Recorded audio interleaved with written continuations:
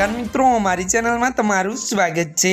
મિત્રો, કચ્છમાં વર્ષ 2001માં વિનાશક ભૂકંપ આવ્યો હતો, જેને કચ્છને તહેસમસ કરી નાખ્યું હતું, જેમાં અનેક લોકોના મોત નીપજ્યા હતા, ગામે ગામ સાફ થઈ ગયા હતા। સામાન્ય રીતે મોટી ફોલ્ટ લાઇન જમીનની બહુ ઊંડે હોય છે અને 15થી 25 કિલોમીટર ઊંડાઈ આંચકાના ધ્રુવાતા હોય છે, ત્યારે કચ્છમાં 2001માં આવેલા તીવ્ર ભૂકંપ બાદ હજુ સુધી આફ્ટરશોક આવી રહ્યા છે। ત્યારે ગઈકાલે રાત્રે ફરી કચ્છની ધરા ધ્રુજી હતી, જો કે ભૂકંપની તીવ્રતા ઓછી હોવાથી કોઈ નુકસાન થયું નથી। રાત્રે 12:12 ભૂકંપનો આંચકો અનુભવાયો હતો।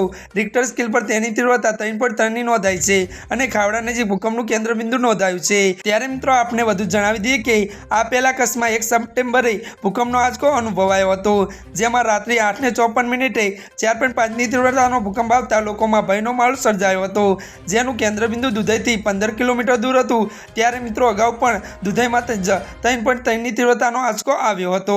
ત્યારે મિત્રો, આજના માટે આટલું જ। અમારી ચેનલમાં નવા હોય તો અમારી ચેનલને મિત્રો તમે લાઇક, શેર અને સબસ્ક્રાઇબ કરી દેજો। ધન્યવાદ।